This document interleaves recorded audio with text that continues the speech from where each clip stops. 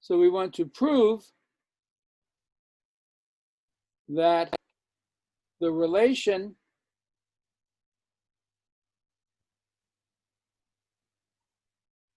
constructed from a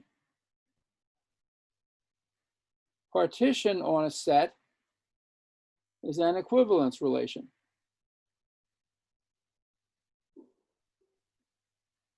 So let me just draw a picture to explain what this all means. Suppose here we have a set X, and it's divided into subsets. Let's say A1, A2, A3, A4, A5, A6. So what it means to have a partition, it means, first of all, X is the union, let's say they're n sets.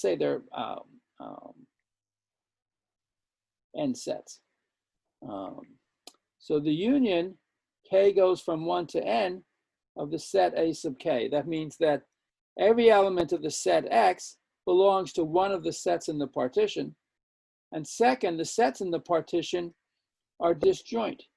So AI intersect AJ is equal to the empty set if I is different from J.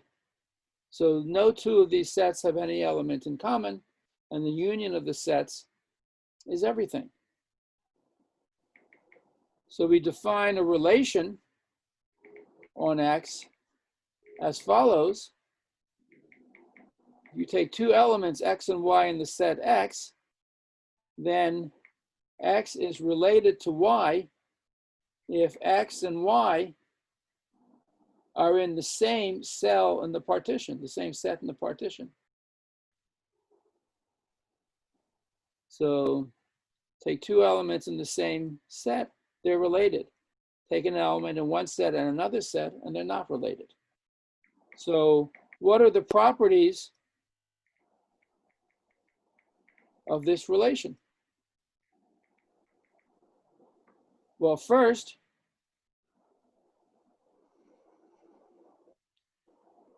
for every X, X is related to X, because X and X are in the same set AK. That's so sort of trivial, it might be hard to understand, but you take any element X, it's in a set, AK, X is in AK, so X is related to itself. So this means that the relation has the property we call reflexive. Another fact, which is also equally simple once you think about it, if X is related to Y,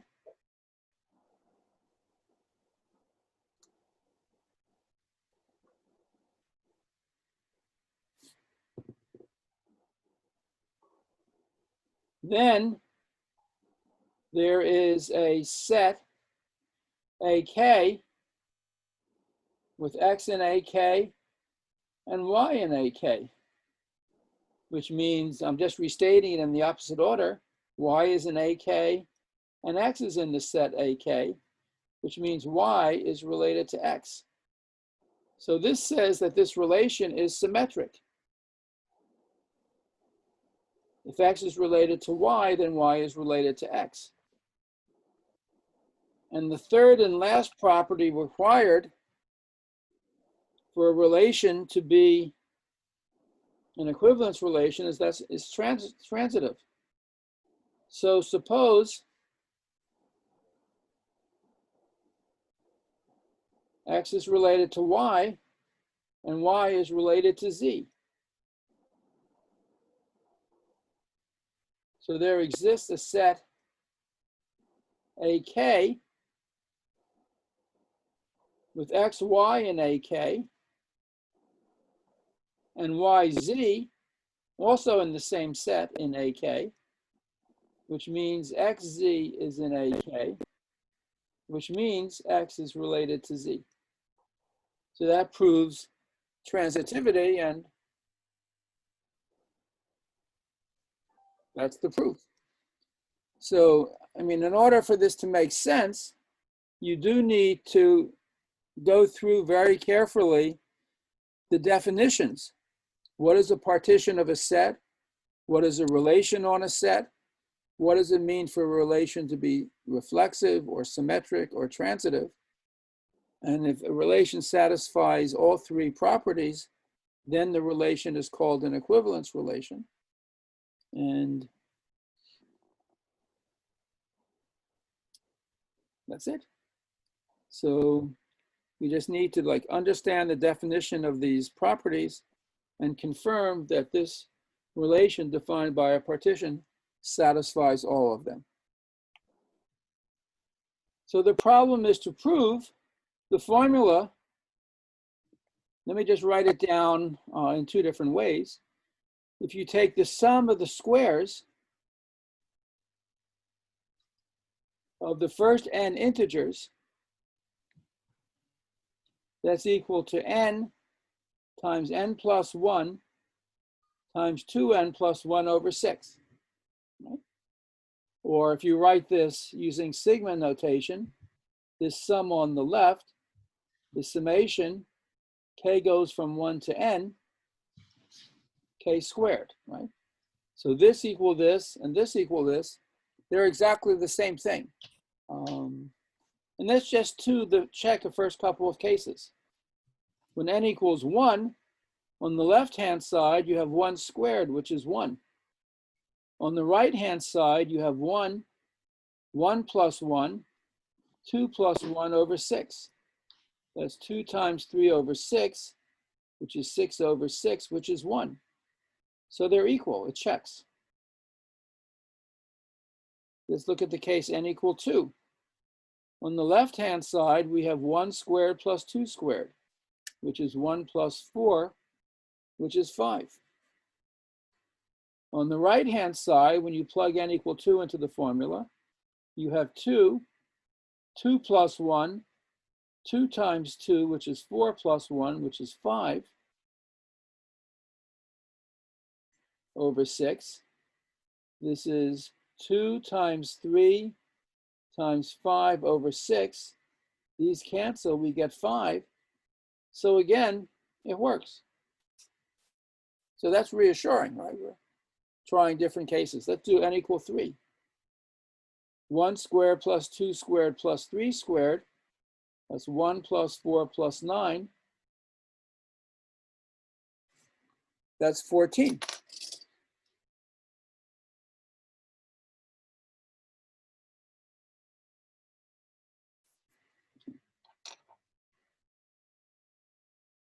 And what do we have on the right-hand side? When n is 3, 3 plus 1, 2 times 3 plus 1 over 6. This is 3 times 4 times 7 over 6. What is that?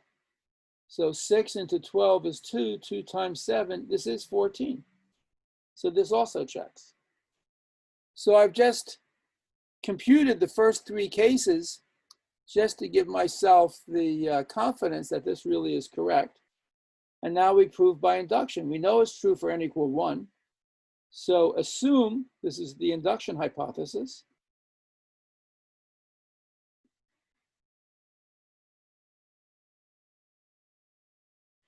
So assume it's true for some number n. And now we consider the sum from k equals 1 to n plus 1 of k squared. This is the sum of the first n plus 1 squares. This is exactly the sum of the first n squares plus the last square, n plus 1 squared. And by the induction assumption, this sum is equal to this. This sum is equal to n plus 1, 2n plus 1 over 6 plus n plus 1 squared. Okay. From the induction hypothesis, this is equal to that. Now, what do we do with this? Well, we have to do some high school algebra just to manipulate this, to try and get it into a simple form. And it is in fact the case that for this algebra course, whatever you call it, algebra, modern algebra, abstract algebra, you do need to know high school algebra. So let's see, from this, just to make things a little bit easier, I can factor an n plus 1 out of both sides. So this is n plus 1 times n times 2n plus 1 over 6 plus n plus 1. Okay. I factor an n plus 1 out of both sides. So this is n plus 1. And let me put this over a common denominator. What is this? It's going to be over 6. 2n squared plus n plus 6n plus 6. So that's 1/6 n plus 1, 2n squared plus 7n plus 6. And if I'm lucky, I can factor this or rearrange this a little bit. This is 1/6 n plus 1. This is equal to,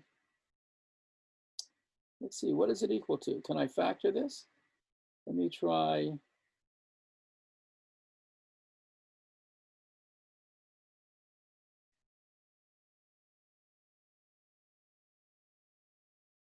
Let me try this. 2n plus 3 times n plus 2.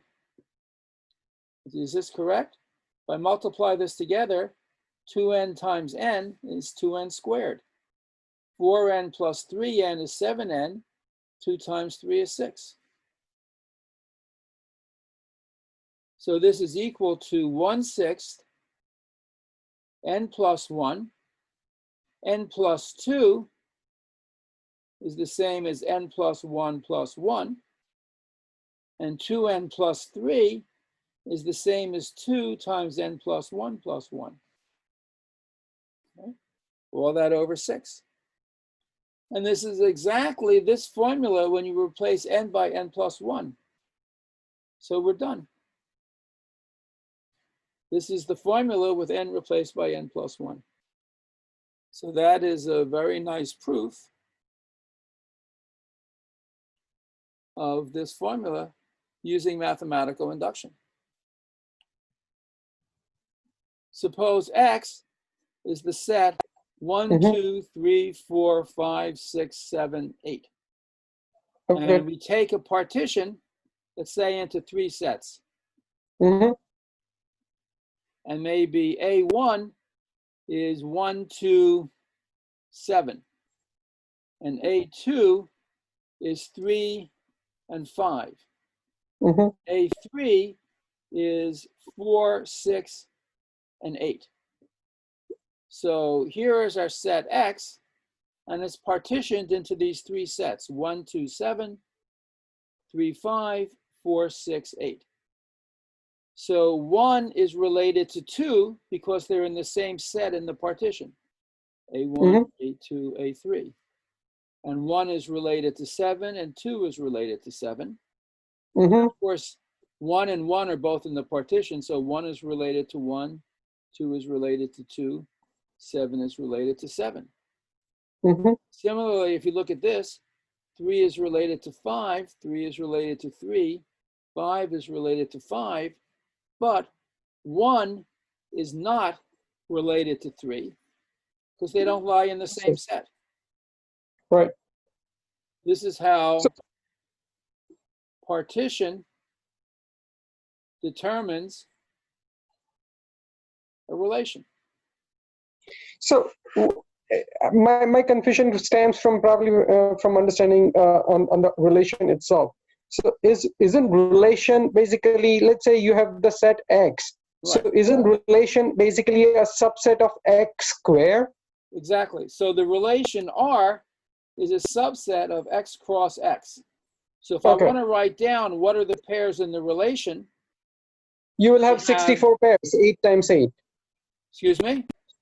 You will have like 64 combination of basically 8 cross 8, No. right? So you have like No. 64, yeah. No. The X cross X has 64 elements in it. But the Correct, yeah. relation just consists of the following pairs. 1, 2, 2, 1. 1, 7, 7, 1. 2, 7, 7, 2. 1, 1, 2, 2, 7, 7. Those are the pairs that come from looking at the set A1. When you look at the set A2, you have the pairs 3, 5, 5, 3, 3, 3, 5, 5. When you look Okay. at the set A3, you get, again, you get these pairs 4, 6, 6, 4, and so forth. Okay. Yeah. Understood. No. I think that clarifies my question completely. So relation is basically it's not defined by A1 or A2 or A3. It's all together. And so a relation would be, to put it simply, would be a subset that's AI square for all the AIs in the partition. That is true. Okay, understood.